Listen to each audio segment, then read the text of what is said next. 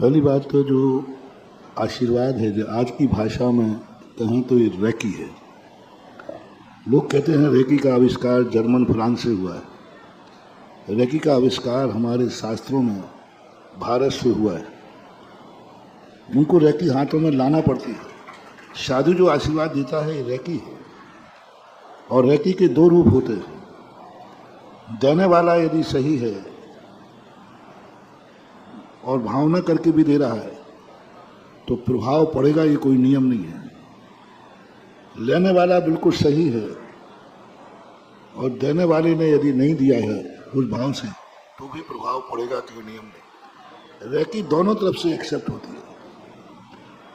इधर साधु गुरु आशीर्वाद उठाते हुए इस हाथ के उठना जैन दर्शन में आशीर्वाद नहीं कहा। इस मुद्रा को आशीर्वाद का कहीं हमें शब्द रोचन नहीं हुआ। हाथ का उठना ये अभय दान है, अभय दान का प्रतीक है। शास्त्रों में दाएं हाथ का उठना ये अभय दान का प्रतीक है। और अभय दान को एक अच्छी भाषा में आशीर्वाद कहने लगे। तो ये आशीर्वाद कोई साधारण चीज नहीं है। ये 4 दानों में एक दान है, अभय दान। जैसे आप औषधि दान देते, आहार दान देते, शास्त्र दान देते, और अभय दान भी एक आता है। तो साधु जब हाथ उठाता है तो सबसे बड़ा अभय दान का पुण्य लगता है। और अभय दान का अर्थ क्या होता है? समस्त विपदाओं से, समस्त बीमारियों से दूर होना। तो साधु जब हाथ उठाते समय अभय दान का यदि उपयोग ला दे कि मैं किसी को आशीर्वाद तो क्या दे सकूंगा, मैं किसी की किस्मत क्या बदल सकूंगा, लेकिन मेरी भावना है कि मैं सारे जगत को अभय दान देता हूं। और ये अभय दान की जब बात सब साधु के मन में आ जाती है, बस वो दान प्रभावकारी हो जाता है। जैसे आप रोटी खिला रहे हो किसी को, उससे न तुम्हें पुण्य बंद होगा, खाने वाले की भूख तो मिट जाएगी, भूख मिट जाएगी, लेकिन उस भोजन खाने से उसके परिणामों में शुद्धि नहीं आएगी। अब वही रोटी आप रोटी भूखा मान के मत खिलाओ, वही रोटी आप आहार दान के रूप में दो तो वो चमत्कारी हो जाएगी। रोटी खिलाना और आहार दान देने में कितना अंतर है? रोटी खिलाते समय जो भाव और आहार दान देते समय भाव में अंतर है कि नहीं? रोटी एक माँ अपने परिवार को रोटी खिलाती है और वही माँ साधु को आहार दान देती है, दोनों में अंतर है कि नहीं? तो जैसे एक रोटी वही है, लेकिन जब वो दान का संकल्प कर लेता है श्रावक तो वही रोटी धर्म हो जाती है, धर्म बढ़ाती है, और जिसको देती है उसका भी धर्म बढ़ाएगी, क्योंकि दान धर्म हो गया। तो देने वाले का भी धर्म बढ़ेगा और दान दिया है तो लेने वाले का भी। बस यही बात यहाँ है। जब मैं आशीर्वाद न देकर अभय दान के रूप में हाथ उठाऊं तो देने वाले को भी पुण्य का बंध है और जिसको दिया जा रहा है उसको भी पुण्य का बंध है। इसलिए यह मुद्रा अभय दान की मुद्रा मानना चाहिए। मैंने इस पर बहुत शोध किया, बहुत देखा कि आशीर्वाद उठाने की परंपरा क्यों चली। आगम में तो ऐसा कहीं नहीं लिखा कि हाथ उठा के आशीर्वाद देना चाहिए। हाथ उठा के आशीर्वाद देने के शब्द मिले हमें, आशीर्वाद देते समय ये शब्द बोलना चाहिए, लेकिन हाथ उठाने की मुद्रा का फिर उसको खोजते खोजते पता चला कि हाथ उठाने की परंपरा अभय दान का प्रतीक है। तो जब ये आशीर्वाद अभय दान के रूप में उठता है तो नियम से ये आशीर्वाद चमत्कारी हो जाता है।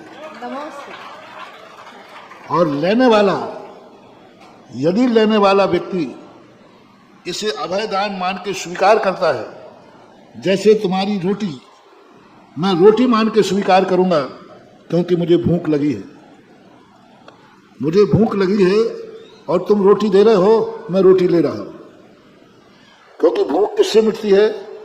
रोटी से। मुझे भूख लगी और मेरे देते समय आ गया भाव, ये रोटी दे रहा है, मैं रोटी खा रहा हूं क्योंकि रोटी से मेरी भूख मिटेगी। तो वह रोटी हमारे लिए कोई कार्यकारी नहीं होगी, भूख तो मिट जाएगी। लेकिन जब आहार लेते समय मेरा भाव आ जाए, मैं रोटी नहीं ले रहा हूं, आहार दान ले रहा हूं, रोटी नहीं ले रहा हूं, मैं आहार दान ले रहा हूं, और दान सो धर्म है। अब उस धर्म को हम ग्रहण करेंगे तो भूख तो मिटेगी और खाने के बाद हमारे धर्म करने की और विशुद्धि बढ़ेगी। हमें धर्म खाने के बाद सोने का भाव नहीं आएगा, हमें आहार के बाद सामयिक का भाव आएगा। आहार करने के बाद हमारे परिणाम अच्छे होंगे, क्योंकि मैंने रोटी नहीं खाई है, मैंने दान स्वीकार किया है। रोटी स्वीकार की है कि दान? दान। इसी प्रकार तुमने आशीर्वाद लिया है कि अभय दान लिया है। अभय दान यदि तुमने लिया है तो जाओ, यही हाथ तुम्हारे लिए चमत्कार पैदा करेगा, क्योंकि तुमने दान लिया है गुरु से, अभय दान लिया है। तो उसी क्रिया में जब दान शब्द जुड़ जाता है तो अभय दान के रूप में हाथ अलग उठता है, आशीर्वाद के रूप में अलग उठता है, लेकिन मूलतः साधु को आशीर्वाद में अभय दान का ही संकेत होना चाहिए। लेकिन लेने वाला भी इतना जागरूक हो, सबसे ज्यादा प्रभावकारी लेने वाले के ऊपर पड़ता है। एक बार रेकी वाला आया, मुझे थोड़ा सा एक सर्वाइकल का पेन था, बहुत पहले की घटना है, शायद 98 की होगी। शेखा भाटी में बिहार कर रहा था, तो एक रेकी वाले आए, 8 दिन उन्होंने रेकी की। उन्होंने कहा महाराज जी कुछ लाभ? मैंने कहा बिल्कुल भी नहीं। बोले महाराज जी कैसे संभव है? मेरी रेकी अचूक है, मैंने जब भी किसी को रेकी दी कुछ ना कुछ आराम मिलता है। मैंने कहा मैं कहूँ तुम अपनी रेकी पर संदेह मत करो, तुम रेकी जो कर रहे हो वो तुम्हारी रेकी मेरे ऊपर प्रभावकारी नहीं होगी, तुम्हारी गलती नहीं है। तुम रेकी जो कर रहे हो, तुम रेकी करने की प्रोसेस पता नहीं है तुम्हें। तुम रेकी कर रहे हो, मैं तो एक्सेप्ट कर ही नहीं रहा हूं, क्योंकि एक्सेप्ट करने का अर्थ है मुझे थैंक्स कहना पड़ेगा, और मैं थैंक्स कह नहीं सकता तुमसे। थैंक्स का अर्थ होता है उसका विनय करना है, रिस्पेक्ट करना है, और मैं तुम्हारा रिस्पेक्ट करूंगा नहीं, मैं तुम्हारी रेकी करूंगा नहीं, और तुम्हारी रेकी मेरे ऊपर प्रभावकारी बनेगी नहीं। रेकी हमेशा अपने से छोटे पर प्रभावकारी होती है, अपने से बड़े पर कभी रेकी प्रभावकारी नहीं होती। आशीर्वाद अपने से छोटों पर फलता है कि अपनों से बड़ों पर फलता है? छोटों पर। बोलो। छोटों। हाँ, इसी प्रकार रेकी का जो रूप बनता है, तुम जो रेकी कर रहे हो, मैंने तो तुमसे थैंक्स नहीं कहा ना, मैंने रिस्पेक्ट नहीं किया। रिस्पेक्ट नहीं किया, आपकी रेकी कोई काम करेगी नहीं। आप घबराइए मत, जो कर रहे हो करिए, पर मेरे ऊपर मत करिए। मेरे लिए आपको रेकी नहीं कर सकते। आप औषधि दान दीजिए। आप औषधि के दान के रूप में यदि आप करेंगे तो आपका प्रभाव पड़ेगा, क्योंकि औषधि दान जो दिया जाता है उसमें एक अलग भावना उत्पन्न होती है। तो इसलिए ये दान के इसमें, तो जब व्यक्ति सामने वाला भी उसको उतनी श्रद्धा से स्वीकार करे, उतनी आस्था से स्वीकार करे, देने वाला तो सदा अच्छे भाव से लेता है, लेने वाला यदि समर्पण भाव से ले ले तो फिर कार्य हो जाता है, ऐसा मन है।